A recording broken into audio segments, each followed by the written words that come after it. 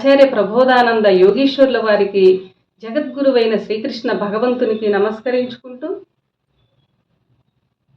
త్రైత సిద్ధాంత భగవద్గీతలోని రాజవిద్య రాజగుహ్య యోగము అనే అధ్యాయములో 24వ శ్లోకము గురించి తెలుసుకుందాము.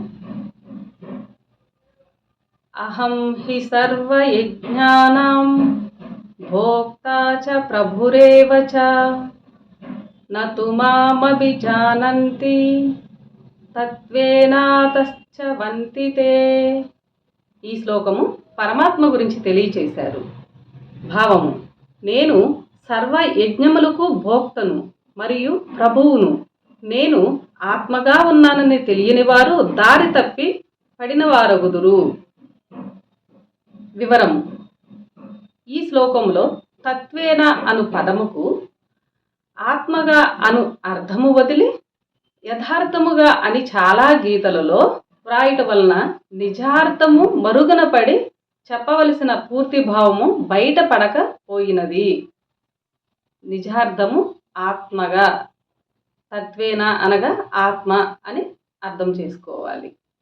నిజభావము చెడిపోకపోయినా పూర్తి వివరము బయటపడకపోయింది కనుక తత్వము అనగా ఆత్మ అని అర్థము చేసుకోవటము వలన పూర్తి భావము బయటపడగలదు. మనుషులు చేయు బాహ్య పూజలకు సంబంధించిన యజ్ఞముల గురించి ఇక్కడ చెప్పలేదు. ఈ శ్లోకంలో పరమాత్మ తను చెప్పవలసిన 2 యజ్ఞములు ఇదివరకే చెప్పి ఉన్నాడు. జ్ఞాన ద్రవ్య యజ్ఞములనవి శరీరములో జరుగుచున్నవని కూడా తెలియచేశాడు. అక్కడే శరీరములో జరుగు యజ్ఞములకు భోక్తను కూడా నేనే అని అన్నాడు. ఇక్కడ యజ్ఞములకు పెద్ద లేక అధిపతి అయిన ప్రభువును కూడా నేనే అంటున్నాడు. ఆయన ఎట్లు భోక్త, ఎట్లు ప్రభువుగా ఉన్నాడని యోచించినా ఇక్కడ శరీరంలో ఆత్మ సర్వత్రా వ్యాపించి ఉన్నది. ఆత్మశక్తి చేతనే తలలో జ్ఞానయజ్ఞముగానే కడుపులో ద్రవ్యయజ్ఞముగానే జరుగుచున్నవి. ఆత్మ చైతన్యము లేనిది 2 యజ్ఞములు జరుగుటకు వీలు లేదు. ఆత్మ చైతన్యము లేని శక్తి లేనందువలన 2 యజ్ఞములు జరుగుటకు వీలు లేదు. పరమాత్మయే ఆత్మగానున్నది. పరమాత్మ ఆత్మరూపముగా యజ్ఞములకు అధిపతిగా ఉన్నాడు. నన్ను ఆత్మగా తెలియకపోతే అనుచు అభిజానంతి తత్వేనా అని అన్నాడు. పరమాత్మను ఆత్మగా తెలియకపోతే మోక్ష మార్గము నుండి తప్పిపోయిన వాడే అగును. ఇక్కడ పరమాత్మను ఆత్మగా తెలియకపోతే, పరమాత్మే ఆత్మగా ఉన్నాడు అనే విషయము తెలియకపోతే మోక్ష మార్గము నుండి తప్పిపోయిన వారగుదురు అని తెలియచేశారు. ఇక్కడ ఇంతవరకు పరమాత్మ, ఆత్మ, జీవాత్మల విభజన ఏ గీతలో కూడా వ్రాయబడలేదు, చెప్పబడలేదు. ఈ 3 ఆత్మల వివరము.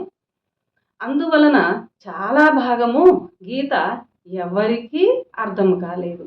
ఇంతవరకు అర్థం కాలేదనే చెప్పవచ్చును.